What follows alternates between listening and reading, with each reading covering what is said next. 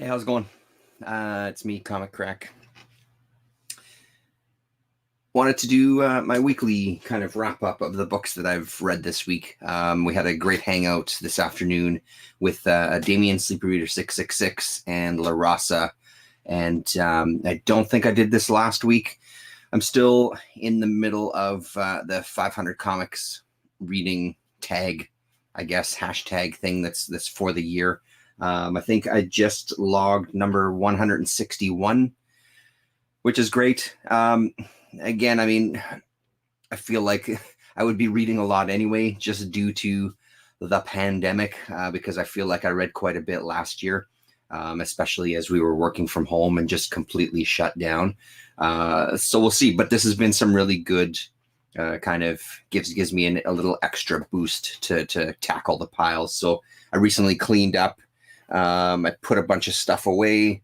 I'm considering, it's not for sure yet, I'm considering transitioning over to a filing cabinet system to make a little more room in this room, and also have maybe a work surface on top of the filing cabinets. I'm not 100% sold on it yet, but I'm leaning that way, let's just say. It'll give me an opportunity to kind of make some space, especially over on this side. This wall of boxes just won't be here anymore, which is great. Open up the room a little bit. Anyway, super exciting, I know. One of the things that I didn't do last Tuesday, I didn't do a new Dead Air. I just didn't have time to piece together a show. There was a repeat that was just automatically played. When I miss a week, I have started planning for a show already. And hopefully there's going to be a new episode up on Tuesday. I'm going to do the same thing that I did previously. I'll do a short little video, and in the description of that video will be a link to the WeTransfer file, so you can download it yourself and listen to it while you're reading comics. Not really sure. I don't really want to talk too much about what I played on. It'll be another kind of mixtape style, though. So there'll be a lot of good stuff to listen to, I'm sure. I think that was it for lead up. So let's just read again. It was a bit of a stack this week. Some really great stuff, and then some stuff that didn't quite resonate. I wanted to start with Valerian. So World Without Stars. This is from the Dargo publications from the 80s. I said this afternoon too, but I always forget. 1984, it looks like here is the second edition. Originally 1972. This is from 1984. I've had a couple of questions. Damien asked, and then someone asked on Twitter as well too, where's a good place to jump in with a Valerian? It really feels like, to me so far, again, I've only read, I have 4 volumes at this point. I've only read the 4 volumes, so I can't really tell you for the entire thing, but my sense of it so far is you can jump in anywhere. These are contained stories. You're going to get a beginning, middle, and end in each volume. And then the other thing that I was mentioning, even in the chat today, was that when Cinebook took it over, so here's one of the Cinebook ones. This is book 1 of Cinebook. I'm not 100% sure that they published them in order. I don't even think that was the case. It seems to be something that happens often with the English language editions of some of these books. They just publish them how they feel. Like Thorgal is a really good example of that one too. It's all over the place. I don't think it changes the reading that much. So here's a look at the back. Hopefully that's sort of focusing there, of the Cinebook edition. So you can see there, you're looking at $12 American for each of those. Hey, Scott Connor, how you doing, man? So Cinebook, you should be able to order them from online. I think if you contact your comic shop, this fucking camera drives me absolutely crazy sometimes. Not enough light, I guess, for it to focus. But anyway, they do have an order that they publish them. Whether that's the correct reading order or whatever, who knows? But honestly, I would say just give it a shot. Just jump in and grab any of the books if you're interested in checking out some Valerian. This World Without Stars was a pretty great read. It's one of those kind of comfortable books, I guess. it's not that it's bad. I really enjoy it. You know, I'm starting to really get into it. But we're not talking, again, we're not talking kind of groundbreaking storytelling or anything, but it's those comfortable reads, you know, like it's just, you go to it and it's, you know what you're going to get, you know what to expect. And it's really just enjoyable. It's just pleasant to read. And the art is beautiful. The coloring is beautiful, as I've said a million times. What do we got here? So yeah, I mean, the biggest difference with the Cinebook, the quality of paper for sure. The colors seem a little bit crisper on these ones as well. I don't have this book to compare from the Dargo series of republications, but yeah, it's fun. And there is a hardcover collection out there as well. But if you can find these albums, I say go for it. Not much to say about these ones. It was a lot of fun to look through these this week. This Vertigo sampler was really great because I got to sample some stuff that I haven't read. Sandman Mystery Theater, for example, which Gore Vidal was talking about as well too in the chat that week when I picked this up originally. Of course, I'm not going to find the page just to show you the page while I'm talking about it. So that's a book I'm going to look for. But again, my love of everything Vertigo has been well established at this point on this channel. Mercy, this is a book I do have in the bins, but I've never actually read. James DeMatteis and Paul Johnson. So looking forward to reading some more Vertigo. This, another one just to briefly touch on. Yeah, I've heard, that's exactly what I've heard. I mean, Sandman is one of those books, Scott, like I did read some of the issues when they were coming out. I wasn't a religious kind of picking up every single one because I was into other Vertigo titles at the time a lot more. I enjoyed the Sandman that I had. I enjoyed the Death issue that I had. I think I had one of them. But it never stuck with me. And I think as I'm finding out for myself, which we're going to touch on a couple of times in this video, there's just things that I think I put off, not because I was being stubborn, but because I was really, and I've always been like this, I've always really been into kind of digging, you know, like the mainstream stuff is always there. The mainstream popular stuff is always going to be around. It's always going to get reprinted because there's people always talking about it. So I've really spent, whether it's movies, whether it's music, whether it's art, comics, I feel like I've spent my life really digging. And I feel like I'm at a point right now where I'm now sitting and revisiting some of these things that are considered classics or things that kind of had a lot of mainstream and broader admiration. And I just feel like I'm in a good place to tackle some of that stuff. We're going to talk about Conan in a bit. And I mean, I think that's one of them too. It's not that I wrote it off. It's just that it didn't interest me at the time. And I think it's the same with Sandman. It's not like I thought it was horrible. It just didn't appeal to me because I was just digging for other things. This, man, oh man, is this ever great. I mean, it's not a comic. It's just galleries. I think I put this as whatever number was coming up next, 0.5 in my 500 comics reading. But holy shit, is this beautiful to look through. So many great artists, so many great pinups. Really, really nice idea. I think this is a phenomenal idea.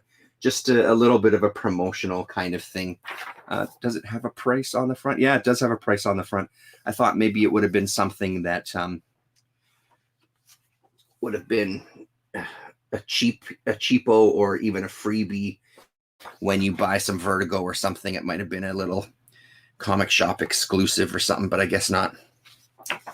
Lots of fun digging through this book, man, and just poring over these full page pieces of art. This Kaluta one, and I showed it when I got it, this Kaluta one boggles my mind. I really, really love this piece a hell of a lot. I think this is just gorgeous. There's something about the texturing that's going on there. It just jumps off the page at you. Really, really nice. So that was fun. Again, if you see this out there in the dollar bin, 25-cent bin, don't hesitate just as like a little art comic or whatever. There was a guy on, I follow a couple of comics groups on Facebook. And one of them is, I think this was from Comic Auctions Canada. So a lot of Canadian sellers putting up auctions. He had some really great prices on some books. And it was, because it's shipping within Canada, the shipping is really reasonable. I picked up this book, I don't know, 6 months ago at this point, at least. So he allowed people to kind of create a box, because he was doing, at that time especially, he was doing kind of weekly or bi-weekly auctions on Facebook. So he said, you know, if you want to hold on to it and have a look, just pay me for the book. We'll work out the shipping afterwards. Because I think the shipping for one book was the same if I could buy 1 to 4 books or something like that. The problem was, not a problem, just my unfortunate luck with it is that every auction that he was doing was really kind of Marvel and DC and stuff that I just don't really have any interest in for the most part. He didn't have any horror books come up. I'm a big fan of the unexpected. So I was hoping that there was more of this, and he had asked me if there's any books specifically I'm looking for, and I dropped a few titles. They just never came up in the auction. So finally I settled up with him and just said, you know, thanks for holding this one comic for me, but I'm starting to feel bad that you've been holding it for 6 months. So why don't we settle up, because there's nothing coming up in your auctions. So when this came in the door, I read it right away. Pretty fun, you know. This Johnny Peril opens up the story here. Jack Sparling art, George Cashton on script. Pretty fun. These kind of gods battling eternally.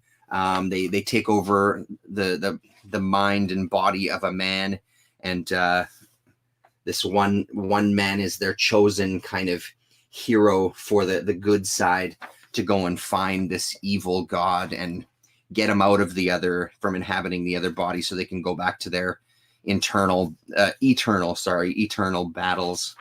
You know, a fun little story. Unusual for unusual for an unexpected, because it didn't really have much horror elements going on, but not a bad one.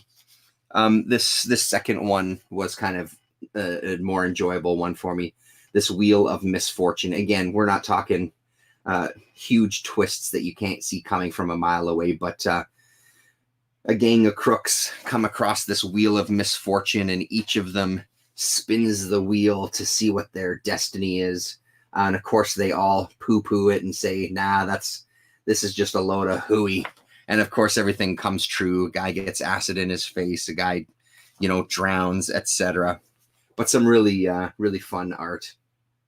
And I think that's the biggest thing, you know, not breaking new ground by saying this, but the biggest thing with these kind of anthology horror books and stuff, it's just some are going to hit every story and some are just going to sort of miss. And then the final story was about Father Time. A baby gets put on the doorstep on New Year's Day. And throughout the year, this child just keeps growing and growing and growing at a rapid pace, and comes to realize that he is Father Time. And at the end of the world, he has to deliver a new baby to a new doorstep before he passes away. Kind of a nice little story there. So another one for the old Unexpected collection. I think I'm sitting at about 92 issues at this point. Let's see. I don't normally like focusing on books that I'm not a fan of. I have mixed feelings about it. I'm not saying I'm not saying that you can't criticize books. Absolutely not. If it's constructive criticism, go for it. I just find that a lot of the times when people are talking about books they don't like, they just shit all over them. And I just don't necessarily see the point of that all the time. That said, I read Whisper #1. I've read the prequels, the 3 issues before this, and those were enjoyable. Man, this one was kind of a stinker. I wasn't a fan of this at all, which is unfortunate because I think I have like the first 12 issues that I picked up over the years from bargain bins. So I'm going to stick with it a few more issues. I'm going to stick with it maybe 2 or 3 more issues and give it a shot. But If it kind of keeps on like this one did, I'm afraid this is gonna have to we're gonna have to make room in the boxes for something else. This will be the next on the chopping block out the door. I can't really pinpoint what about it I wasn't crazy about. Absolutely not gore. I can't pinpoint exactly what it is that I didn't like about it, but I don't know, man. It just didn't do it for me. I don't know. It just didn't have that magic, and it really was just stilted and stunted and didn't really go anywhere. So I don't know. I'm a little disappointed. I've heard some good things about this over the years. Granted, not, it's not like everybody on the internet is talking about how good Whisper was, but the couple of people that I've heard talking about it, they enjoyed it. Even Jared Osborne was saying that when he first read it, he really enjoyed it. He was saying that how 50-year-old me would enjoy it is a different story, maybe not as much. So I don't know if I'm going forward with that one. Yeah, and that's exactly what I'm talking about there, G. I think you put it exactly right. Talking about the negatives on books, I still enjoy. Absolutely, like that's the thing. Like I feel that kind of thing is constructive. At least I just have found in my 8 years here on YouTube, there's so many channels that they don't do it constructively. They really just shit on it. And I'm not a technician. I'm not a comics artist. I'm not a writer. So sometimes I can't verbalize my criticisms as well. I don't feel so. I don't like focusing on those just for the, not the worry or the concern, but just for who wants to sit and watch a video where a guy shits all over comics all day. I know I don't. So my exploration into the new comics group continues with this is Asylum issue 2. It was only a 2-issue run, and both of these were fun. I think the first issue was a little more fun, but flipping through it, I hesitate a little bit. So what do we got? We got 1, 2, 3. We got 3 stories in this one. Art by Kyle Baker on the first one, Mike Hoffman on the second one, and John Estes, Estes, on the third one. James Robert Smith writes 2 of them, and then Fred Schiller writes this first one here. This Death Disenchanted was a great read.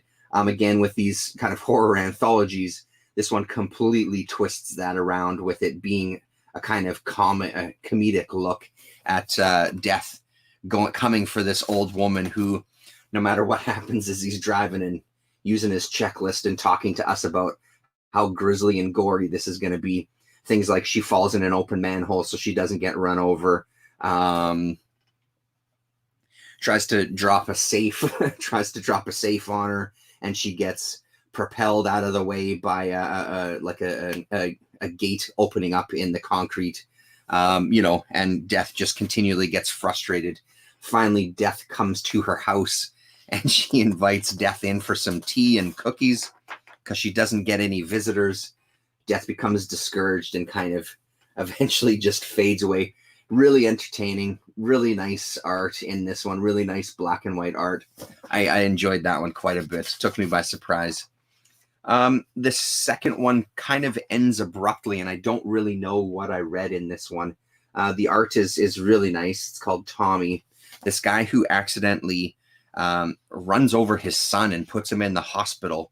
Not runs over his son. He's working on his car, and I think the car falls on the child, injuring him. And I'm gathering that the child is okay, but it ends so abruptly and doesn't really have something that, at least to me, maybe I missed something. He's just kind of reliving that moment, and it just ends without really completing the idea or the thought. And then we jump into the next story, which also confused me a little bit, as it's kind of these moments from different people's lives where they're kind of staring death in the face to some degree. But they really, really jump. They were good. They were good little kind of one-shots, but I was struggling a little bit with things not tying together in a way that I'm used to, I guess. But some beautiful art throughout this whole book. So I'm really, this new comics group is really been a surprise for me as I've been reading through their kind of catalog, things that I have from them anyway. Yeah, and this last one, yeah, that continues on the inside back cover. The good thing about some of these indies from this time, 0 ads. So it's really good to start on the inside cover, go all the way to the inside back cover for the very last story, and then you're out. That's really nice. And yes, absolutely, it's a Wile E. Coyote Roadrunner story, 100%, Scott. It's a very nice surprise, the way to start off a book. That's called Asylum. I think one of the surprise hits for me this week was, and I talked about it this afternoon, was how good Frankenstein was. I really enjoyed this one. And again, this is kind of touching on what we were talking about at the beginning there.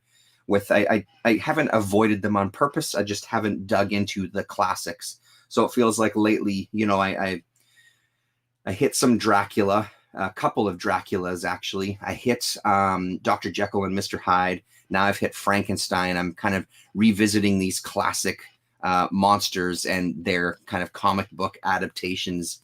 I really dug this book, though. I was with it the entire way. I thought the portrayal of Frankenstein's monster was spot on. I thought they really nailed it. They nailed his voice. He kind of really verbalized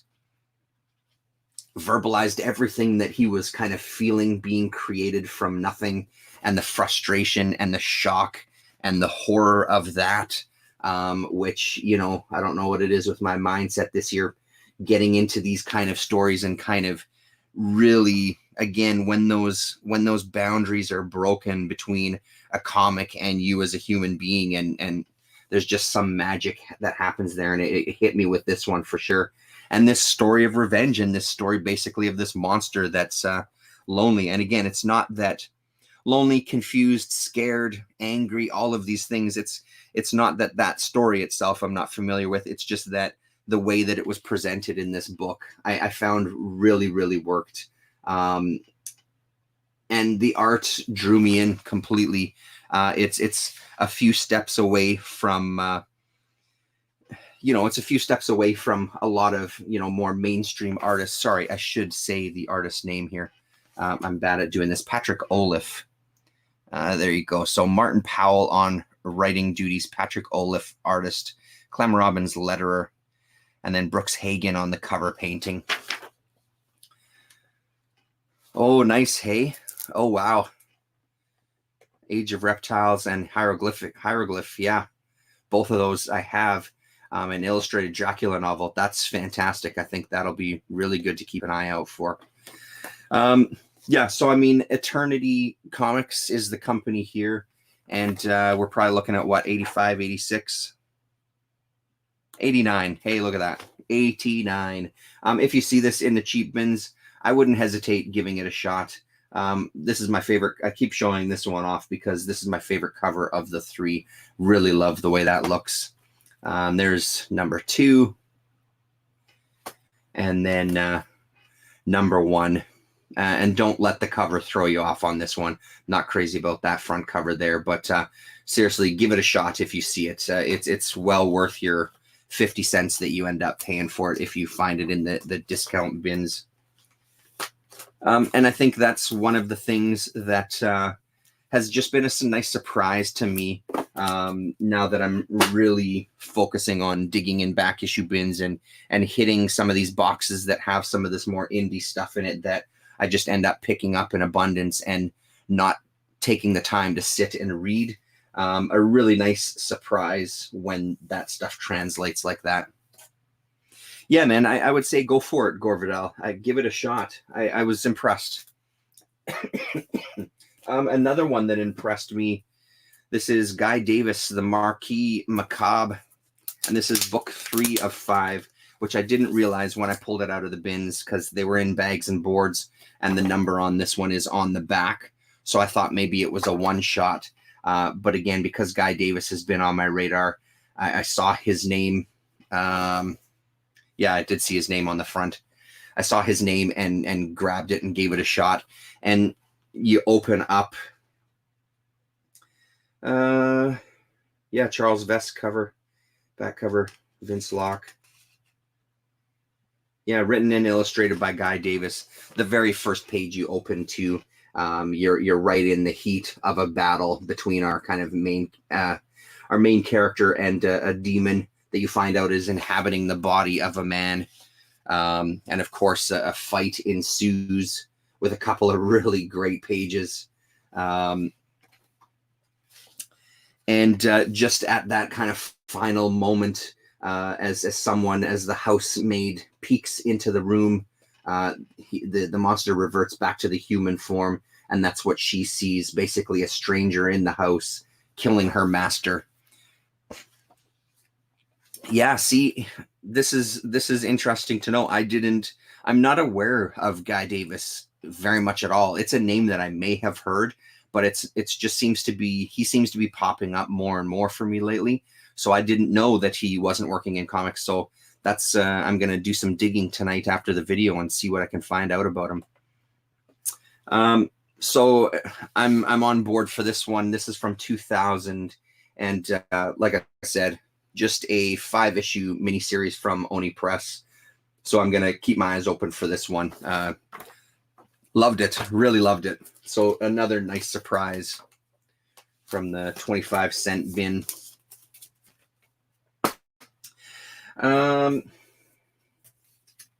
Get rid of those. We'll talk about that last. So we'll go to these two that were pretty fun. This Rak Graphics is a company, again, that amongst the 10 million comic companies that existed in the 80s, this is another one. 2 books from them, this Thunder Mace and Busengar. I think there was 4 or 5 issues of each one of these. I'm trying to remember if on my comic shop there was anything else from RAK. I think there was a few other titles, but they didn't have a lot of stuff. They didn't put out a lot. Oh, hey, look at that. That's interesting to know. There you go, more Guy Davis. Scotch, you're nailing it tonight. Nowadays, he does lots of concept work for movies, especially for Guillermo del Toro projects. Well, I mean, there may be your answer right there. If he's getting work in movies, especially for a named director, I'm sure the money that he's pulling in is head and shoulders above anything that he was making in comics. When I watched the Val Merrick interview that Hudnall did with him, James Hudnall did with him, he was saying a similar thing. That's why he got out of comics. Once he kind of hit the advertising world and kind of had an experience with them where he did work, he got pay. That pay was really fucking good. It's like, why would I go back to comics where they don't treat us right, they don't pay us on time, and when they do pay us, it's a pittance. It's nothing for the amount of work that we do. So that was a real, fully saying that he loved doing comics. He didn't miss it once he had left. He was still kind of flexing his artistic muscle. So maybe that's the same thing that happened with Davis as well too. That film money, man, it's hard to walk away from, especially if you're kind of higher up on the ladder as a storyboard artist. So a great basic fun story in this one. A warrior goes to see the last of this dragon race. This dragon gives him these magical powers and gives him this magical mace and says, you have to go and avenge my species. And the dragon disintegrates into a pile of bones, and our main hero now has the power of the dragons. And it just goes from there. He just goes out and kicks the shit out of people. Super fun, really, really nice art. I love the kind of style in this one quite a bit.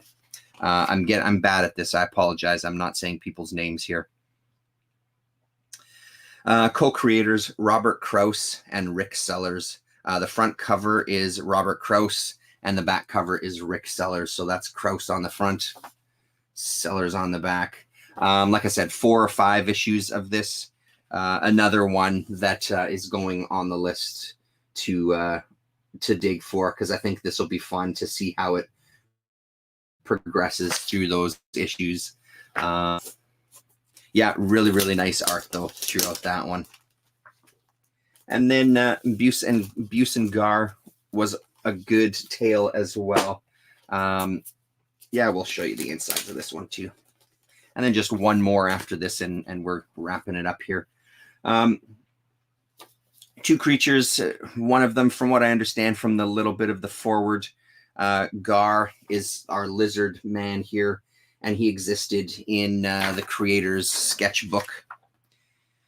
Jim Groman, Groman, existed in his sketchbook for a long time. Didn't really know what to do with the character until he came up with this Buse character, who we see right here busting out of his prison, and thought that he would be a good pairing, that these 2 characters would go really well together. So that's the impetus of the comic. And again, 5 issues or something like that. Gar comes to save Buse from a spaceship, like a prison spaceship, where he's been captured along with a bunch of other creatures. Fighting ensues, havoc is wreaked, and all of the prisoners are let free. Again, really nice, clean, cartoony style here in the black and white that really appeals to me. So really fun book as well. And then finally, the start of me dipping my toes into Conan. And I finished this after the stream this afternoon, just after dinner. Had a chance to sit down and finish this off. Man, oh man, I can't tell you how much I loved this story. This was really fantastic. So this is The Savage Sword of Conan, issue number 74 from 1982. So March 1982. And the reason I wanted this one, when I was looking into Val Merrick art, ETA Nick had a video where he goes page by page through this one. Nick is talking about how he feels that this is kind of a pinnacle of Merrick's art style. And I'm finding it really hard to disagree with that, because this book is gorgeous. His art is gorgeous in here. From our first page, that's sort of like a spaghetti western with our lone hero approaching a castle, hand on the hilt of his sword, one on the reins. The guards that are at the castle get their spears in hand, because you never know what's coming at you. Beautiful, beautiful, beautiful art. The story itself is really entertaining as well. I am absolutely going to get hooked, because I'm telling you, man, if there's more stories like this out here, I'm down. So Chris Claremont, I don't know if I said that, is the writer on this one. It had a little bit of kind of what I like about, or what I love about Thorgal. I feel like some of that was contained in here as well. There's a little bit of magical elements. There's a babe or two in this one, and then there's this big muscle-bound dude beating the shit out of people. Again, what more do you need, my friends? What more do you need? Super entertaining, but seriously, his art is just, it's fucking gorgeous. Like, look at this face here. Again, I don't know how good my connection is or how well you're able to see that. I posted a couple of photos up on Twitter, but that is just beautiful stuff. So the whole story is great. I won't run you through the whole story. It's about, what was it, like 40 pages or something like that? It's most of the issue. And then we get a couple of backup stories. One with art by Gene Day, script by Roy Thomas. And again, absolutely nothing wrong with this art at all. But after that first story, I didn't really, I just kind of flipped through it, you know. I mean, I read it, but I wasn't as absorbed in it. So Damien has a bunch of them as well. I sent him photos of, I think I have 4 other issues, 4 other magazines right now.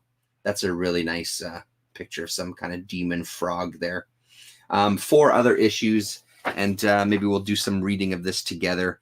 And I'll be keeping my eyes out. And I think Damien had some good advice. He's like, the best thing you can do is, if you can flip through the magazines before you buy them, just pick the ones with artists that you really like, and go with that. And then there's our final story, because, you know, he said you can jump in at any time, you can hit any single story, you're going to get a good story. It's really about the art that's going to drive you. So I don't know, man, that's a hell of a start. So big thanks to ETA Nick for that one, for the heads up on that. And it wouldn't have happened without the new comics group turning me on to Val and his art, which I'm hoping any day now, man, I should be getting the final issue of the Young Master that I need, so I can keep reading that series as well. Thanks very much, everybody. It's good to see you. G, Scott, Gorvidal, thanks a lot for hanging out and chatting. That's it. So next week we'll be back, probably on Larasa's channel for a chat. And like I said, I'm going to try to put together a new Dead Air episode. So I'll send the link out on Tuesday. I'll do a little video like I did last time. The link to the file will be in the description box if you want to listen to my radio show. Have a good night, everybody. Thanks very much.